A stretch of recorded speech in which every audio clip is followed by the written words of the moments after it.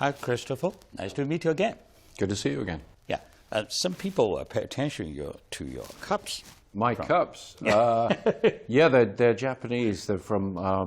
the first one was a present from Ken Watanabe on Inception. Because he saw that I drank tea all day, and he used them, so he gave me a couple of them. Recently there's a very famous joke about the cup for the middle-aged people. So some people talk about your cups.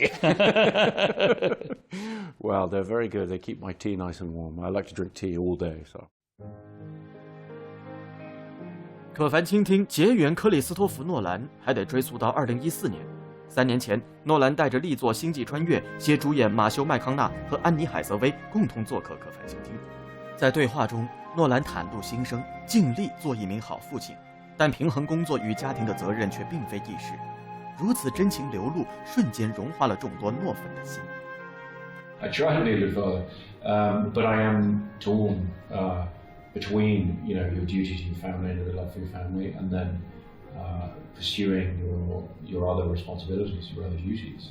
In my case as a filmmaker, and having to travel a lot for work, and having to come to China, leave my kids at home, for example. And for that reason, I think I very much related to Matthew's character, Cooper, his dilemma at the heart of the story. I mean, it's the most extreme version of that you can imagine. He's torn between staying to look after his children and make them feel safe, or going off to try and save all of humanity. I mean, it's this amazing version of that you could imagine, but I did relate to it on a family level, and I think the personal story at the heart of the film was very, very important. I still remember you once said that for me, this movie is about being a father and how hard it is to leave your kids to go to work.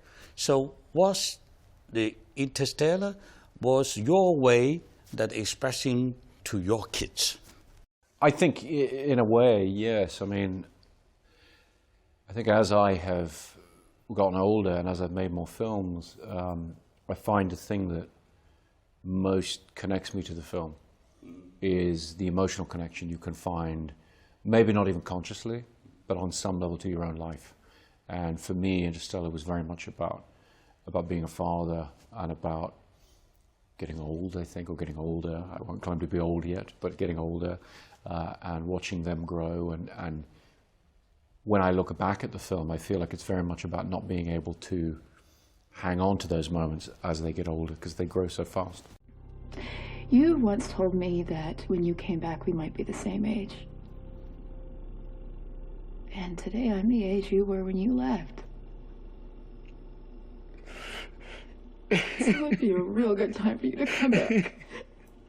3年前，诺兰从相对论中得到了情感共鸣，于是造就了《星际穿越》。他将观众的视野引导至最遥远的太空。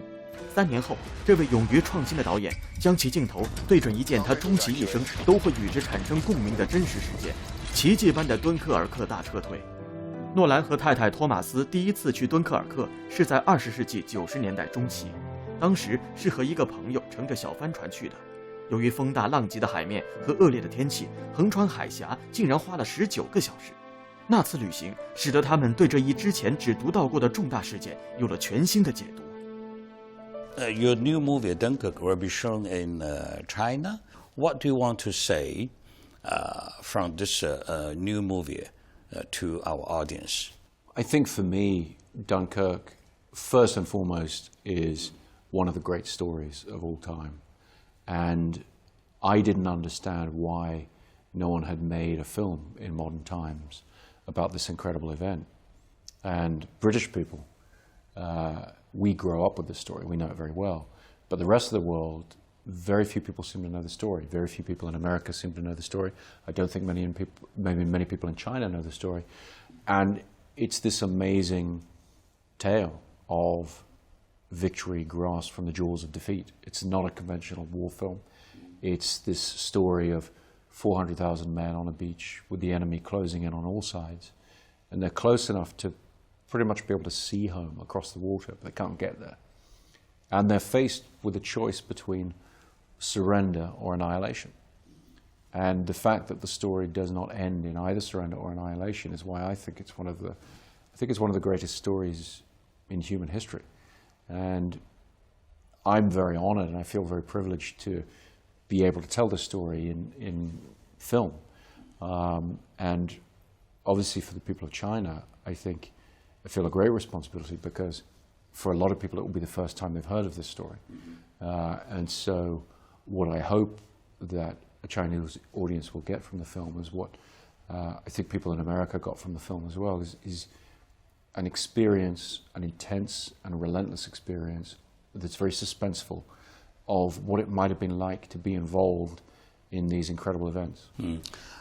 Before you wrote the script, you traveled there. So what's your Yes. experience like? Did it impact the way you wrote the script?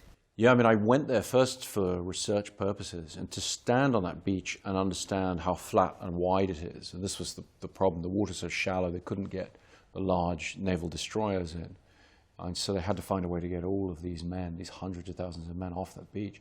And so you stand there and you look at the waves and you look at the physicality of it, the ordinary, banal physicality, just the sand and the water and this structure that goes out into the sea called the mole, where they would wait to be picked up by boats, and then the German bombers, the dive bombers, the Stukas would come and drop their bombs right on them, and they had nowhere to go and nowhere to hide. And sort of being able to stand there and imagine what it must have been like, it stops it being history, and it makes it feel very alive.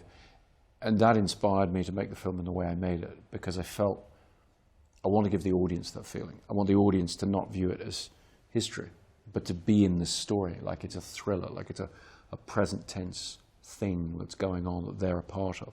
And so we shot the film on IMAX. We've formatted it for the giant screen.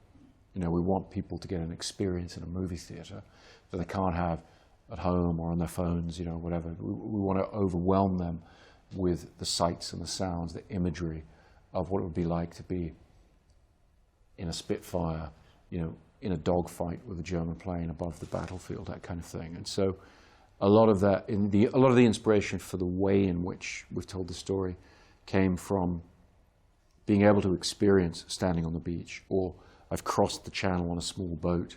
I've made that journey to Dunkirk many years ago. It was very difficult and felt very dangerous. Without people dropping bombs on us, it felt dangerous because the water's so rough there. I want to give the audience that feeling. So it's not history, it's not an abstract, it's there in the moment, and they feel connected.